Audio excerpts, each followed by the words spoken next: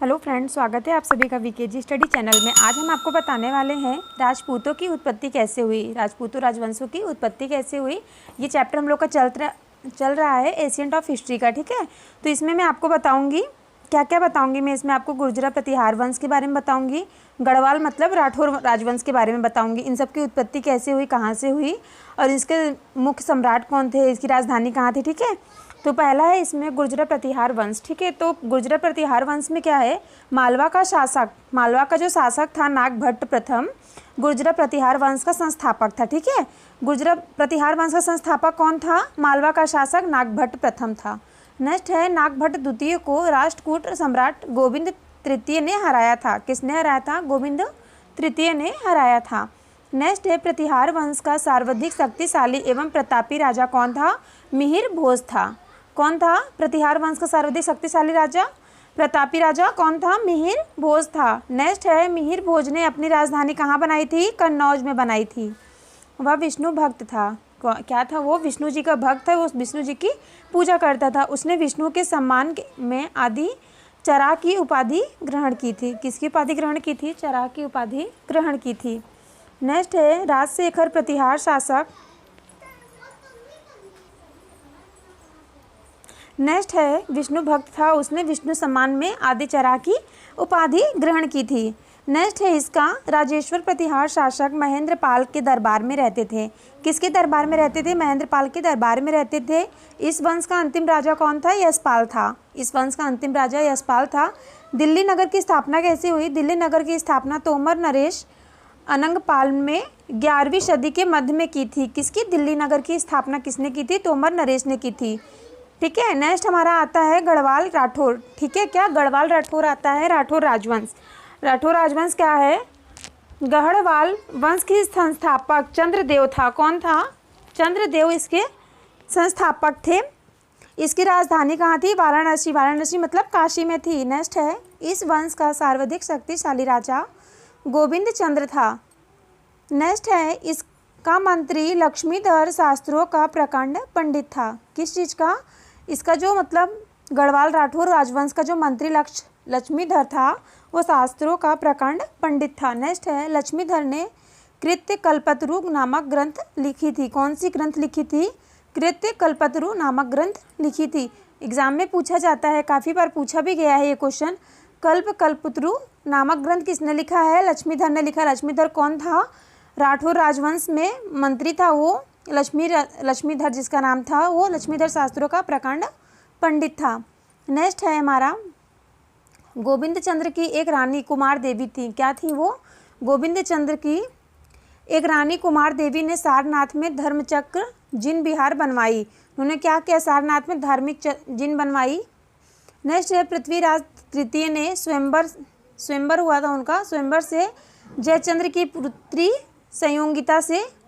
संयोगिता का अपहरण कर लिया था। मतलब पृथ्वीराज तृतीय ने स्वयंवर से जयचंद्र की पुत्री कौन थी, संयोगिता का अपहरण कर लिया था।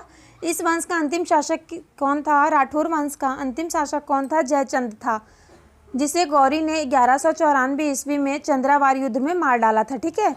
अब इसके बाद जब ये मर गया, अंतिम राजा कौन हुआ, जयचंद हुआ, और उसे कौन, गौरी ने 1194 ईसा पूर्व में चंद्रावार युद्ध में मार डाला। नेक्स्ट है चाहमान या चौहान वंश। क्या है, चाहमान या चौहान वंश, ठीक है। चौहान वंश के संस्थापक कौन थे, वासुदेव थे। इस वंश की प्रारंभिक राजधानी क्या थी, अहिच्छत्र थी। क्या थी, अहिच्छत्र थी। बाद में अजय राज द्वितीय ने अजमेर नगर की स्थापना की। किस नगर की स्थापना की, अजमेर नगर की स्थापना की और उसे राजधानी बनाया। किसे राजधानी बनाया, अजमेर नगर को राजधानी बनाया उसने। नेक्स्ट है इस वंश का सबसे शक्तिशाली शासक अर्णोराज था। कौन था, अर्णोराज के पुत्र विग्रहराज चतुर्थ थे। विशल देव 1153 से 1163 ईस्वी पूर्व हुआ, जिसने हरिकेली नामक संस्कृत नाटक की रचना की।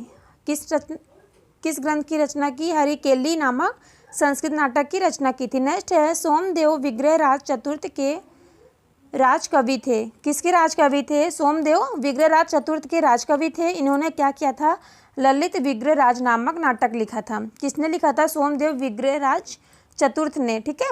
नेक्स्ट है अढ़ाई दिन का झोपड़ा नामक मस्जिद शुरू में विग्रहराज चतुर्थ द्वारा निर्मित एक विद्यालय था। जो अढ़ाई दिन का झोपड़ा इस टाइम मंदिर के नाम से फेमस है वो क्या था? विग्रहराज पहले विद्यालय था। किसके राज में? विग्रहराज चतुर्थ द्वारा निर्मित एक विद्यालय था वो। नेक्स्ट है पृथ्वीराज द्वितीय। पृथ्वीराज तृतीय इस वंश का अंतिम शासक था। किस वंश का अंतिम शासक था? चौहान वंश का अंतिम शासक था। नेक्स्ट हम देख लेते हैं क्या है। पृथ्वीराज तृतीय इस वंश का अंतिम शासक था। उसके बाद आता है चंद्रबाई। चंद्रबाई कौन था? चंद्रबाई पृथ्वीराज तृतीय का राजकवि था। उनके जो मतलब राज दरबार में कवि लोग रहते हैं ना, मंत्री कवि ये सब रहते हैं, पुरोहित लोग, तो उसमें राजकवि कौन था? चंद्रबाई था, जिसकी रचना पृथ्वीराज रासो थी। क्या थी? पृथ्वीराज रासो थी। रणथंभौर के जैन मंदिर का शिखर पृथ्वीराज तृतीय ने बनवाया था। जो रणथंभौर के जैन मंदिर का जो शिखर है किसने बनवाया था? पृथ्वीराज तृतीय ने बनवाया था। तराइन का प्रथम युद्ध 1191 ईसा पूर्व में हुआ। कब हुआ? 1191 ईसा पूर्व में हुआ, जिसमें पृथ्वीराज तृतीय की विजय एवं गौरी की हार हुई।